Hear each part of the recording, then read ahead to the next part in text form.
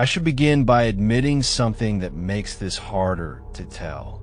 I never believed in ghosts. Not in the slightest.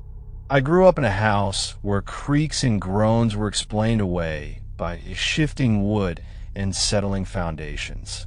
I used to laugh at friends who swore they had seen shadows move or heard whispers in empty rooms.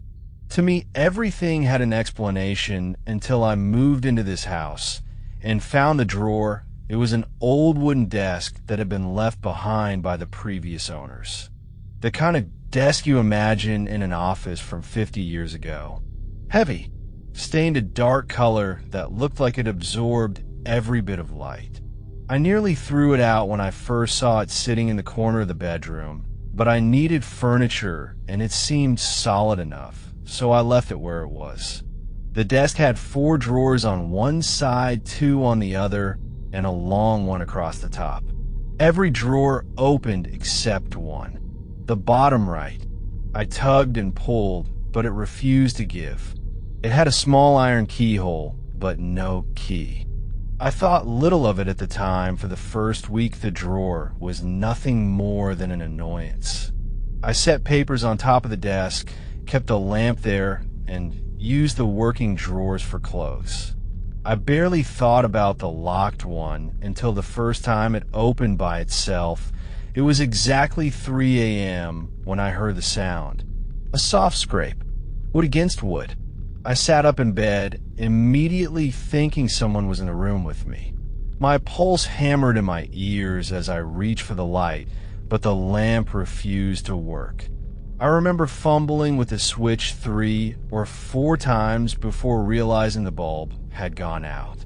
The only light came from the street lamp outside, leaking through the thin curtains. I could see just enough to notice the bottom right drawer of the desk. It was open, not fully, just an inch or 2. I froze. I knew I had never managed to open it. I had tried too many times. I told myself it must have loosened on its own. Wood warps. Locks rust. Things break. But even as I thought it, I could feel the wrongness crawling across my skin. I climbed out of bed and went to the drawer. My fingers trembled as I pushed it shut. It slid back in smoothly with no resistance. The lock clicked softly when it closed, as if it had never been stuck at all. I stepped back, heart pounding, waiting for something else to happen. Nothing did. The room was silent. I returned to bed telling myself it was fine, but I lay awake for hours unable to close my eyes. The next morning the lamp worked again. I screwed the bulb tighter and it came to life without issue. That almost convinced me the night before had been a dream. But when I checked the desk, the drawer was shut tight. Locked again. The following night, it happened again. 3 a.m. sharp. The same scrape. The same soft click as the drawer opened by itself. This time it slid open further, nearly halfway. I could see inside. Darkness. Empty space. And something that looked like folded paper. I wanted to reach in, but fear rooted me in place. My instinct screamed not to touch it. I forced myself to shut it again with a shove and returned to bed, though I did not sleep. For the next 5 nights, it happened without fail. The drawer opening at exactly 3 a.m. Sometimes only an inch. Sometimes nearly all the way. Always with that scraping sound. Always when the rest of the house was silent. I began to dread the nights. I would sit up in bed, staring at the desk, waiting for the inevitable sound. And every time it came, my chest tightened with dread. By the second week, I noticed something else. A smell, faint at first, like damp would mix with iron. Each time the drawer opened, the smell filled the room. I tried airing out the house, cleaning the desk. Nothing worked. The odor came only at 3 a.m. and lingered until dawn. I told myself I should move the desk, throw it out, but every time I tried, I found myself hesitating. Something about it held me there.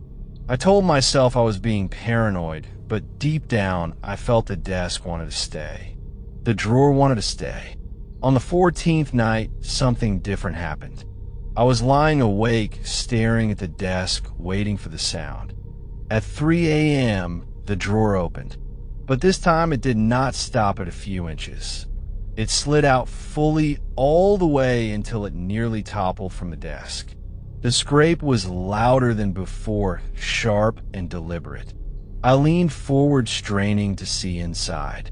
The smell hit me stronger than ever, metallic thick, making my throat tighten. Inside the drawer, I could see the folded paper I had glimpsed before. A small bundle tied with string. It looked ancient, yellowed, brittle. My hand moved before I realized what I was doing. I reached for it. My fingers touched the paper. Cold. Too cold for something that had been sitting in wood for who knows how many years. I pulled my hand back instantly. My skin tingled where it touched.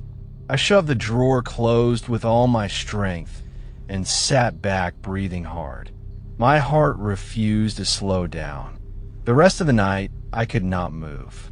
Could not think. Could only listen to the silence pressing against my ears. The next morning, the drawer was locked again. I tried tugging at it. Nothing. Sealed shut as if it had never opened. My fingers still tingled where they had brushed the paper. A faint red mark had appeared across my skin like a burn. That day, I avoided the bedroom as much as possible. I spent hours outside walking streets aimlessly. When I returned home at night, dread filled my chest.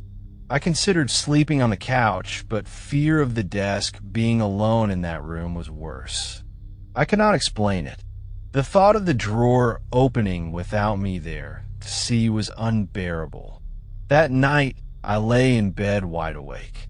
3 a.m. came. The scrape echoed across the room. The drawer slid open. This time it did not stop. It dragged open with a force that rattled the desk legs. The smell hit me like a wall. My throat tightened and I gagged. The folded paper sat inside waiting. Something new happened then. A sound, not scraping. A whisper, low, impossible to make out, but undeniably a voice. It came from inside the drawer. My body went rigid. My breath stuck in my throat. The whisper continued, soft and urgent. I could not understand the words, but I knew it was calling to me, drawing me, pulling me closer. I forced myself to stay still, to resist. I watched the drawer as the whisper went on and on. After what felt like an eternity, the whisper stopped. The drawer slammed shut on its own with a force that shook the desk. I did not sleep at all that night. The air was too thick, the silence too heavy.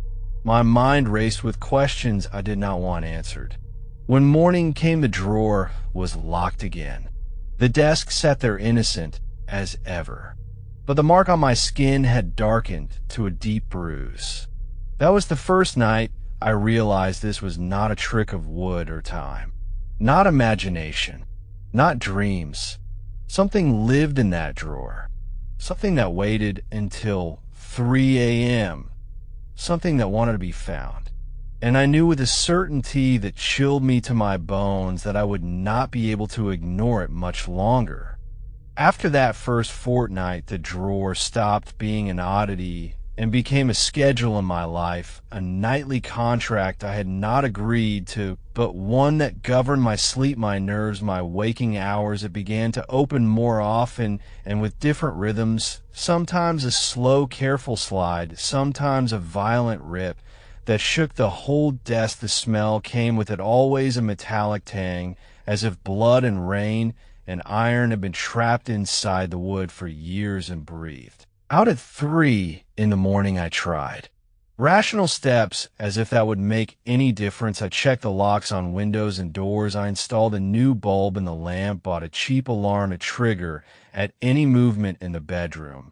I even set my phone to record audio overnight, so I could prove to myself what I was hearing, but the recordings were useless white noise, and the alarm slept through the scraping as though the house itself muted the world at that hour.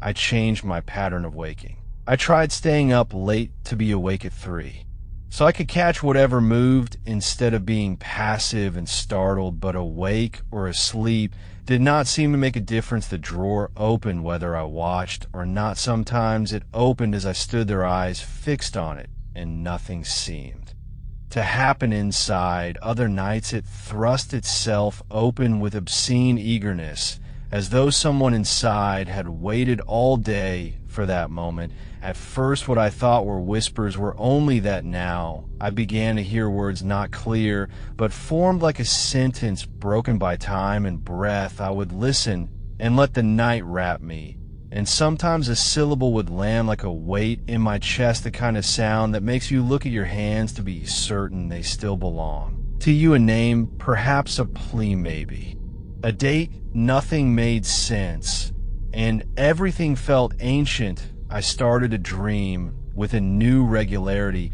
not the random slip of mind, but precise recurring frames, a corridor of drawers, each with a tiny brass keyhole, and one of them always ajar, always spilling out paper like thin, pale tongues, and sometimes hands work their way out, hands thin and paper gray that fold and curl and try to pull themselves free. The dreams were never violent. They were patient and meticulous, and I would wake with a print of teeth on my tongue as if I had bitten it raw. While sleeping, my friends noticed a change in me. They said I was pale, that I walked like a drunk, and that I flinched for no reason. I lied and said work was exhausting, that I had cut back on food too.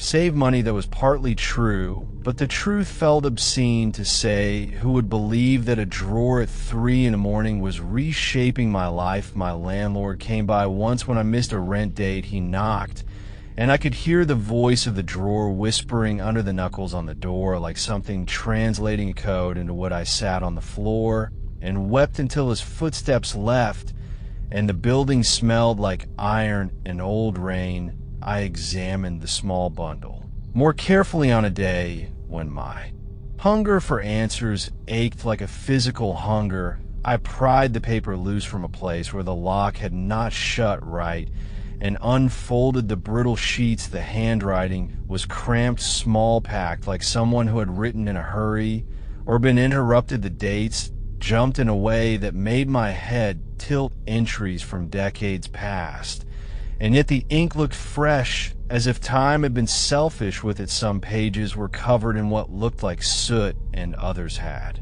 faint hairline scratches like fingernails.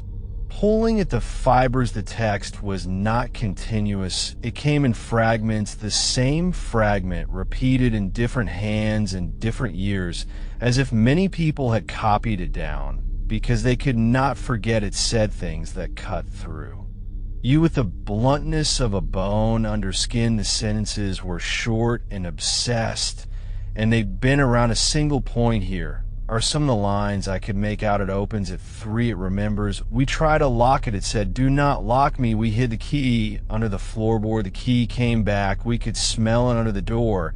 "Do not listen." At 3, those lines carved in my mind and became a map, and then a trap, because the bundle was not a warning but a record, a log written by people who had lived the same nights and had failed to stop. Whatever wanted the drawer open at 3, I read their panic as if it were advice, and found nothing I could do. In the weeks that followed, the drawer shifted tactics. It started offering things or pretending to for 3 nights in a row. When it opened, I found inside small items not mine, at least not mine. Now, an old brass ring, a child's button, a photograph with the face scrubbed out, and one night, a tiny notebook that contained a single word on every page. One word, and that word was always the same as the ones in the brittle papers. It opens at 3. They arrived like offerings or like bait. I could not be certain which. The items were personal, intimate, in a way that felt like trespassing. The Ring smudged with skin, oils the button ragged from use, the photograph heavy with the sin of someone who had once kept it close. They put these things on display between the wood and my hand, as if to say, see, you are close now, you are part of it. I tried to burn one of the items. I put the brass ring into the kitchen sink and tried to heat it with a torch. The flame did not hold. It flared and guttered as though the air itself refused the heat in the kitchen. Lights winked out, leaving a small, perfect blackness in the center of the ring. When the lights came back, the ring had cooled untouched, and a burn mark had appeared on the place where my thumb had rubbed against it while trying to hold it steady. The physical world began to feel cheap and unreliable. The drawer taught me this lesson by small daily cruelties. It would open slightly during the day and reveal for a fraction a second a face pressed to the back of it, a child's face or an old man's. Wrinkled cheek of face that was not there. When I blinked, it would close as if in shame or maybe strategy, leaving only a smear on the wood where breath should have been. One morning, I woke to find scratches on the inside lip of the drawer, not new, but recent and deep, as if nails had dragged across. It was a desperation that almost had a language. I kept photographs of those marks in a folder on my phone that later would be gone. The files would not open and showed only static, and once when I tried to show a friend her face on my screen blurred, and in that blur, I am certain I saw the corner of a mouth forming the line. It opens at 3. My sleep deteriorated into intervals spaced by panic. I would stay up until the light burned low, and then force myself into bed to endure the thing on. Schedule. A perverse sense of ownership grew up around me. The desk and the drawer were mine. They belonged to the room, and in some cruel way, I had become the steward of its appetite. I made plans to move the desk out to the street and never return it to the house. But each night before dawn, when my fingers prepared the straps and my car keys were in my pocket, the drawer would open with such a polite quiet, and a scrap of paper would roll out and stop at my shoe as if to bar my exit. The notes were never the same, but they were persistent, polite, and patient, like the drawl of someone who has all night left to persuade you. They were not cruel. It contains memory. It keeps what you throw away. We begged it not to keep our names. I stopped bringing people home. I started sleeping in the living room with the TV on low and the drawer in the corner like a pulsing organ. I tried drowning out the sound with music, but at 3 the music became thin and the drawer scraped through the rhythm and left me in silence that ate the song whole. The world shrank to the span of the room, the desk, and me, and the soft scrape of the drawer, as if the rest of life had been peeled away and all that was left breathed through that would opening at 3. And then the children started to come. They appeared at the edge of my periphery at first, not fully formed, just a swatch of motion, a suggestion of laughter in the pipes, or a shoe patter in the hallway.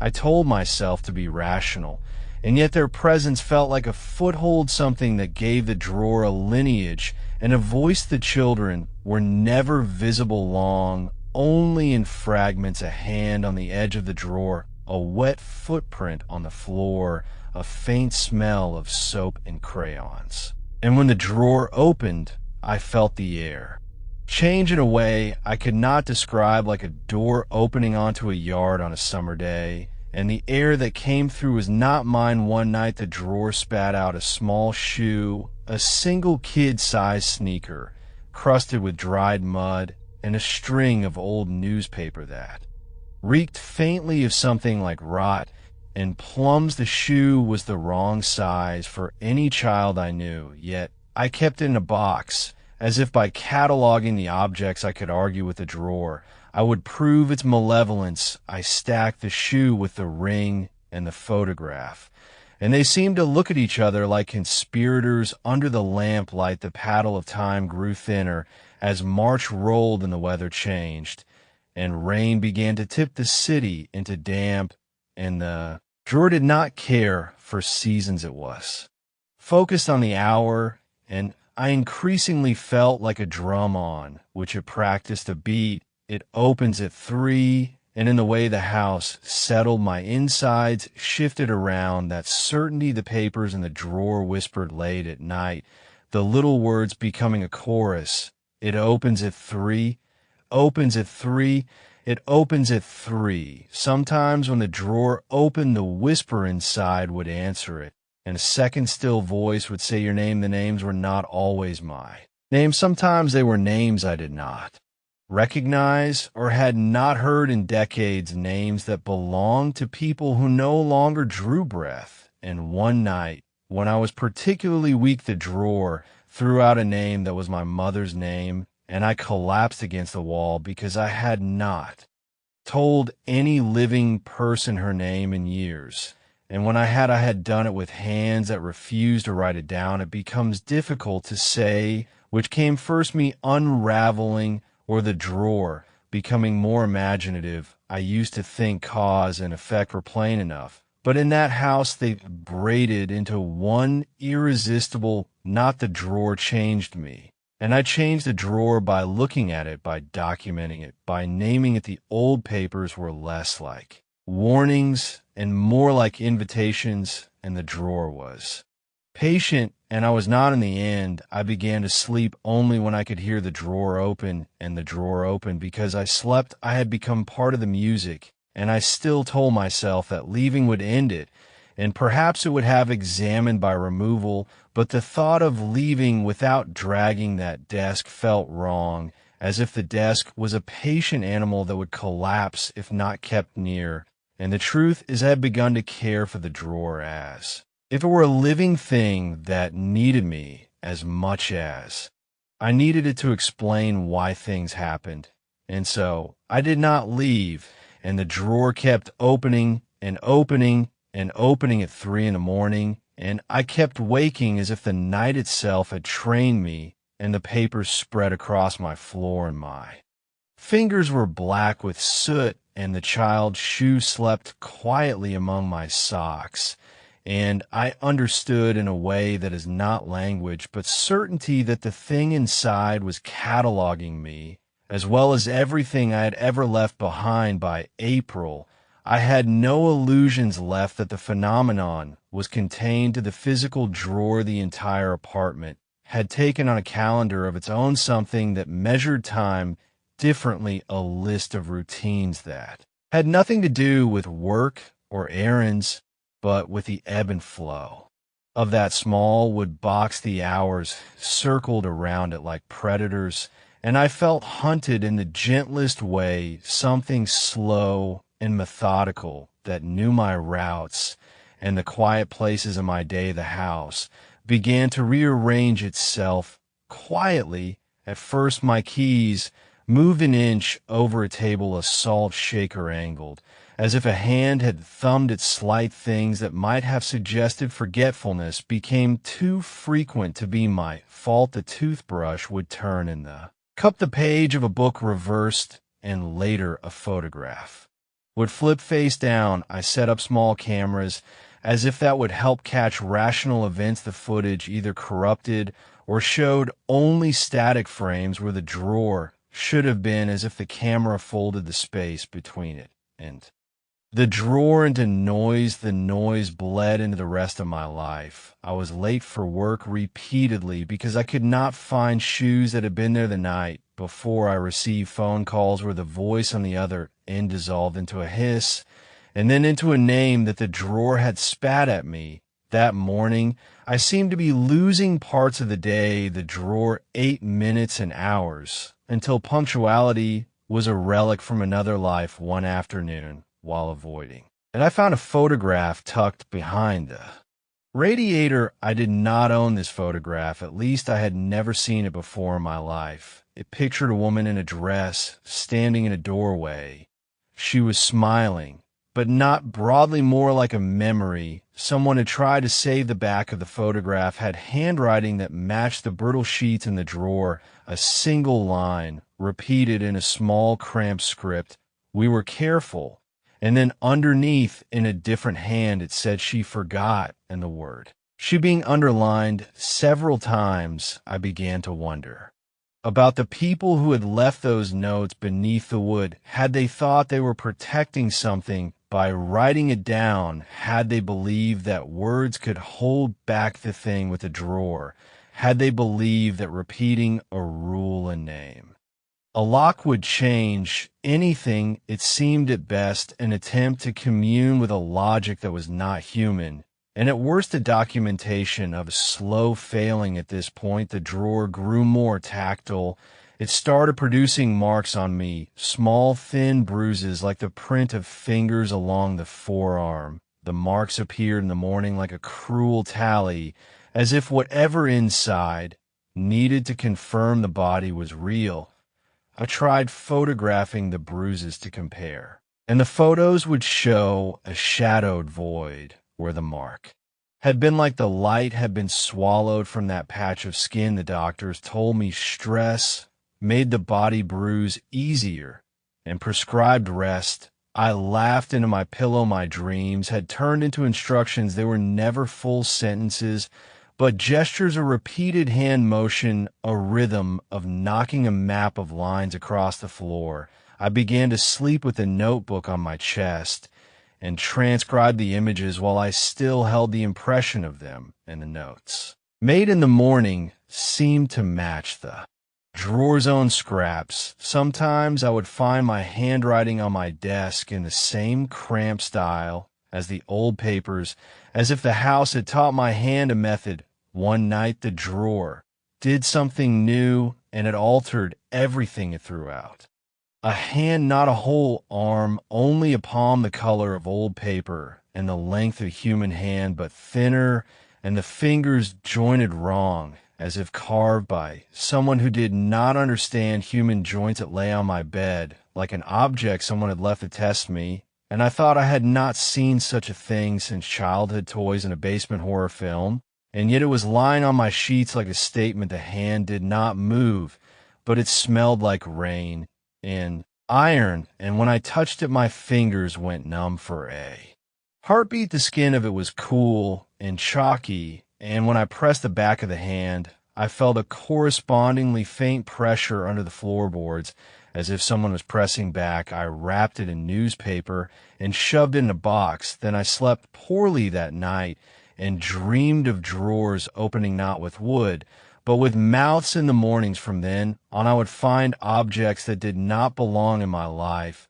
placed in carefully curated positions. A child's rattle positioned under the lamp, a schoolbook left open to a page on arithmetic, and the smell of chalk and sweat would drift through the room, as if a playground had been carried in on the tail of the drawer. There were times when I would approach these offerings, and the air would thrum like a plucked string, and my ears would ring with the sound of voices, not words, but a chorus of syllables that felt like counting. I began to keep a ledger of the objects and a list of the names the drawer whispered at me, each day a name or a number, and when I crossed the names off, the papers in my hand grew colder, as if the wood itself were exhaling in relief. Some of the names matched the brittle sheets, others were new things the drawer had found across time, and maybe across people. I could not be sure if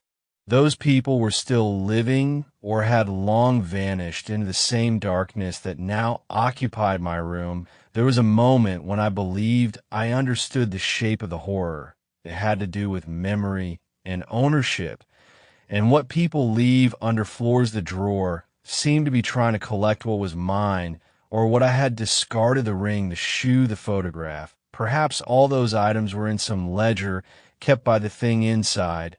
Why else would it choose such small domestic things? Why else would it prefer 3 in the morning when all our defenses are thinnest? I thought perhaps it wanted to restore things to some proper order, some registry of lives, and that in doing so it needed witnesses, people to stare back into the small hollow and count. Then the voices started answering me. It began as a half whisper when I placed my ear near the opening. I thought for a moment I was finally breaking. It was my tired brain inventing companions to stave off the loneliness. Then the voice spoke back, clearly not through my hearing, but through the memory of hearing, like when you remember a song and feel it in your bones. It said, "Thank you." And the tone was older than kindness and colder than relief. It said thank you as if what I had done mattered. As if my cataloging had been service. I recoiled, and the drawer slammed shut, as though in conversation with itself. I realized with a sick exactness that I had stepped into a system where my attention was a currency, and the drawer traded in small treasures for deeper things slowly at first. And then with efficiency it gave me objects and names, and in exchange it asked for more minutes, more records, more time under the lamplight. I attempted to bargain with it, because bargaining is all humans are. Ever good at I left the key on top of the desk, a bright new brass key from the hardware store in a plastic packet. I placed it like an offering, and in the morning the packet was open, but the key remained, and the drawer had left a tiny charred coin beside it, as if some ledger had accepted my currency and paid me back a token that would never hold value outside its own little economy. The charred coin was not mine to keep, though I tried for reasons I cannot explain to put it in my pocket. I awoke with the coin on my bedside table, and a single line stood across my palm. So I began the litany of acts people do when faced with things they cannot understand. I prayed not in any organized faith, but in the muttered rhythm of calling out to know. One in particular, I asked the drawer why, I asked the drawer what it wanted, and the drawer replied at 3 by opening and spilling out lists and threads. And the weight of things one night, I broke. I could not stand the sound of the house ticking toward that hour. I took the desk and dragged it into the kitchen, and then into the hallway and down the stairs, as if distance might dilute the ritual. The desk was heavy and awkward, and when I finally put it into the trunk of my car and held the lid down and took the keys, it felt like the beginning of a pilgrimage. I drove around the block, then around the block again, and returned home. Without an answer, my hands would not let me leave, and when I pulled the trunk open, the desk was not there in the lid. Only one scrap of paper tucked under the spare tire. It said, "You tried," and the ink was my own handwriting. It begins to be impossible to untangle cause and effect. The desk had changed me. The drawer had claimed me. I cannot describe the exact point. I stopped wondering whether I was the author of the notes in the brittle paper, or if the brittle paper had always been reading me. I only know that one night I woke to the same soft scrape, and when I put my head near the drawer to listen, it opened fully, and a hand reached out and touched my face, not roughly, more like a confirmation. And when it did, the bruise flattened into my skin, and for an instant I knew the names I'd scattered like coals, and the ledger of faces slid into place. The hand did not pull me, and not at first. It touched, then withdrew, and the drawer closed. And I was left with a small impression like a palm print on my cheek, and a certainty that the thing inside kept its appointments, and that it had patience for centuries. If the hand had any agency, it used it like a clerk checking off a long overdue bill. I began to see how wide the ledger might stretch beyond me, into the walls, into the building, into the city. I found notes tucked into a library book that mentioned an old apartment on my street. I found a cigarette, but in a pocketbook that had a swirl of soot on it on the subway. I would catch a glance of someone reading a page I recognized, and their eyes would flicker with a semblance of the same exhaustion I had in mine. I began to feel the world as if threaded by thin lines, all converging into the small rectangle of that drawer, and that at 3 in the morning they all lined up like file folders waiting to be opened. Then came the night when the drawer did not just offer objects, but offered a face. It spat out a photograph, a Polaroid that had not developed fully, as if someone had pulled it before the image had set the photograph, showed the inside of my bedroom from a new angle, and in the lower corner was a smudge that might have been a face or might have been nothing at all. But in the same corner, a tiny handprint was visible, as if the subject had been pushed from the inside in the photograph. Was the only witness I had left, I burned that photograph on my stovetop with a match, and the flame swallowed it and then cooled. And then in the morning, the burner had a perfect ring of soot shaped like a small palm. The kitchen smelled like iron and rain. And I think that is the moment I stopped trying to burn anything. I only collected them and folded them and stacked them into a tower that tilted like a leaning city in my living room. I am living in a ledger now, in a house that keeps time by the scrape of wood and the small curated offerings of a drawer. The hand waits in all the creases of my day, and the list of names grows, and sometimes when the drawer opens at 3, the name that falls out is mine, and there is a weight to that moment. I am cataloged, and I am visible, and I am being counted, and yet nothing has yet taken me wholly. I have made bargains, begged for mercy, organized the objects, as if cataloging keeps the darkness honest. And still the thing reaches and waits like a clerk with invisible ink in the margins. I am exhausted. I am obsessed. I am certain the final pages of the brittle bundle were not warnings, but predictions, and that the drawer does not open for random reasons. It opens because someone listens. It opens because someone catalogs. It opens because someone stays up until 3 and sings the world its soft song, and I'm the only one who has made it this far. So I stay and I write and I watch the hand and the ring and the shoe and the photograph, and I count the names. I'm building a resistance out of notation and hope and a thin belief that maybe if I can record enough, then some fragment of this ledger will be legible to someone who can understand the rules. The drawer opens at 3, and I have learned not to look away. If you're still reading, do not come looking. But if somehow this account reaches you and you feel a scrape at your own drawer at 3, remember this: there's a ledger and there are hands, and it opens because you listen and because you're counted. And sometimes the thing inside is patient enough to wait a lifetime for the person who will write the final line. I am writing the final line in my head. As the night gathers, I will keep writing until the scraping begins again and the desk opens as if to sigh, and perhaps it will be the mercy of routine or the cruelty of fate. But the drawer will open, and when it does, the ledger will add a new name, and perhaps one day the drawer will not only take my things, but my name will be the line that proves the book is complete, and then the drawer will close and lull itself into sleep, and I will be its quiet proof that is the architecture of terror now, to witness, to count, and to be counted, and to wake, because 3 will come, and the drawer will open, and you will feel the hand that waits touching you back by May. The apartment itself had grown into something I did not recognize. The wallpaper had begun to bubble and peel in places, and underneath was not plaster, but layers of paper glued thick upon each other, as if the walls themselves were pages in the ledger. The smell of damp ink came at night, strongest around 3 when the drawer opened, and the air seemed to press down like a storm that never reached thunder.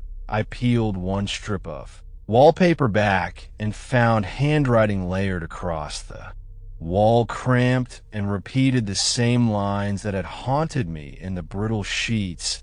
It opens at 3. It opens at 3. It was not written once or twice, but hundreds of times overlapping, so that the walls were dense with it like a chant frozen into place. I covered it again, but from then on I could feel the words pressing against the thin paper like mouths, pushing to speak. The hand that had reached from the drawer was not finished with me. Bruises deepened around my wrists like restraints, and I woke one night with both arms pinned to the bed, Though no one was in the room, the marks looked like rope burns, and yet no rope lay near me. I tried sleeping with the lights on, with salt sprinkled across the desk, with prayers muttered, until my lips cracked and bled. But at 3, all light bent thin, all salt went damp and useless, and all prayers were answered only with the scrape of wood. The voices became clearer.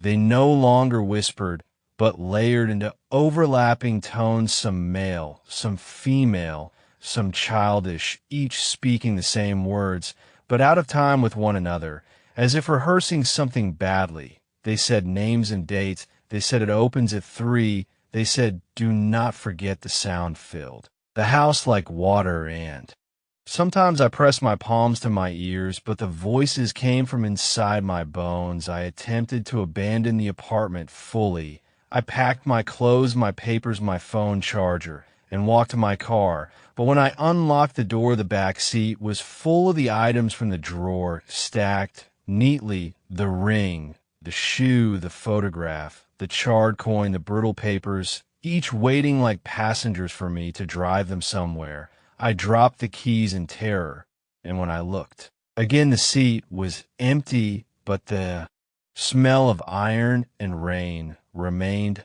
I walked back upstairs and sat in the kitchen until the scrape began. That was the night the drawer gave me a journal, a thick cloth-bound book, much newer than the brittle papers, but written in the same cramped style. Its pages were blank at first, but when I touched them, words began to rise faintly, as though ink had soaked up from beneath. The words were mine from the notebook on my chest. Each dream, each image, each sleepless ramble already copied into this journal in handwriting that was not exactly mine, but close enough to make me doubt the drawer was not recording. It was replicating. It was building an archive of me. I began to feel that the furniture was shifting position. To watch the lamp leaned toward the desk, the chair angled, just so, as if to make sure I did not miss anything. The floorboards creaked. When I tried to walk away at night, a creak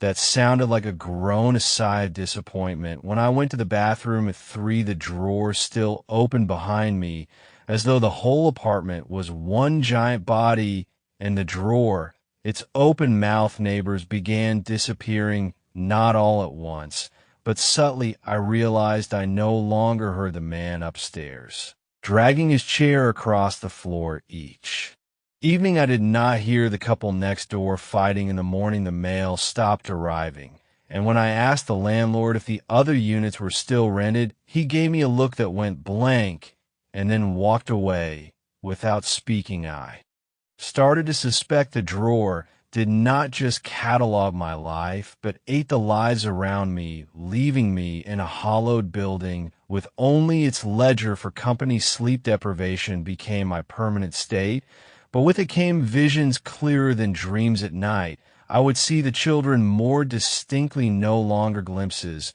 but whole faces, pale, wide-eyed, their lips moving though no sound came. Their hands clutched objects, the same objects the drawer had given me, and they seemed to be waiting for me to acknowledge them. Sometimes they reached for the drawer, and I realized with cold certainty that they were the ones who had written on the brittle papers children from decades before, trapped in the same ritual, scratching their warnings into wood until they were swallowed whole. I found myself whispering back to them against my will, repeating the chant. It opens at 3, over and over, until my throat hurt. The more I spoke it, the stronger the presence became, as if the drawer needed me to complete the ritual with my own voice. I began to understand why the walls were covered with the same line. Repetition was a form of prayer. Repetition was an opening. And then one night the drawer did not open at 3. It stayed shut. I sat in the dark, waiting, heartbeat thunder in my chest, and the silence was worse than the scraping. The air grew heavy. Minutes passed, then hours, until at last I fell into uneasy sleep. When I woke, it was 7, and the drawer was still closed, but beside it on the desk lay a small scrap of paper, freshly written in large, frantic letters. It said tonight, "It opens for you." I do not think I left the apartment that day. I sat staring at the desk until night. Return to the house was too quiet, the walls seemed to pulse with restrained breath, and when 3 arrived, the drawer did not just scrape open slowly, it flew wide, and inside was not paper or a ring or a shoe, but a void of black hollow that shimmered, as if it had depth beyond the desk. I saw faces within it pressed to the surface like insects trapped in amber, and among them I saw my own face staring back, blank eyes, mouth moving silently. The void breathed once the air, pulling my hair toward it like a tide, and then it shut, leaving me gasping in the dark. The desk had shown me its hunger, and now I knew it was waiting for the right night to collect me. I told myself if I could last through one more cycle, one more opening, maybe I would understand, but in truth, I already knew the final line of the ledger was ready, and my name was written there. I write this in the quiet hours before dawn. The clock is ticking toward 3 again, and I know tonight is not routine tonight. Is conclusion. The drawer has prepared me for months. It has cataloged me, bruised me, bled me, whispered to me, replicated me. The ledger is nearly complete, and I feel my name vibrating in the air around me like a string about to snap. The house is unrecognizable. Every wall I peel back is layered with handwriting deeper than any paint. Every floorboard creaks with names scratched beneath, and when I lift the rugs, the wood is scarred with dates and symbols like tally marks. The building itself is the drawer, and the drawer is only its tongue, the part that touches me directly. The children move freely now, their pale shapes sliding along the walls, their mouths open in silent cries. They watch me as if I am the last entry they have been waiting for. Tonight the void will open again.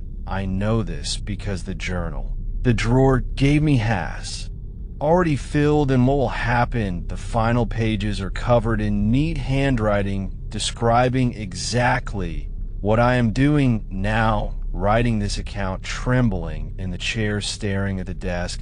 The last lines of the journal say the drawer opens and he goes in, and that is all there is. No, afterward the faces in the void are clearer now. They're the neighbors, the children, the old tenants, each pressed and layered, their eyes rolled upward, as if they see something beyond. The void is crowded, but it makes space for me.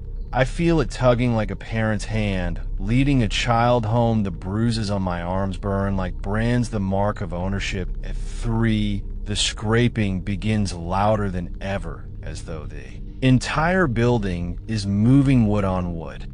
The drawer shakes, then slides out, not slowly, not violently, but with the certainty of something inevitable. The void inside is deeper than before, endless black swallowing the lamplight, and from it pours the smell of iron and rain and something older than either. I hear the voices clearly, now hundreds layered, whispering my name in unison. They are not cruel, they are not kind, they are clerks reading a name aloud to mark its entry. I try to resist, but my body is no longer mine. My hands lift my legs. Bend, I rise from the chair and step forward. The air presses me gently, as if guiding me into a doorway. My head tilts, and I see my face in the void, waiting, open-eyed mouth moving, repeating the chant. It opens at 3 over and over, welcoming me. I reach the drawer, and the hand extends again, thin, jointed wrong, but steady. It rests against my chest, and with one push, I feel myself tip forward. My vision folds black, and in that moment, I understand the ledger is not a book or a wall or even a drawer. Is a place. It is the archive of all who ever listened at 3, all who ever answered the scrape, all who ever cataloged their dreams into its hunger. I am joining them now as I fall into the Void the voices surge around me, the children, the neighbors, the old ones, all chanting the same final line. He is written, he is written, he is written, and then there's nothing but the drawer closing with a soft sigh and the house settling into silence until the next person arrives to find a desk in a corner, a drawer that will not stay shut, and a bundle of brittle papers whispering the same warning again. And again, it opens at 3. It always opens at 3.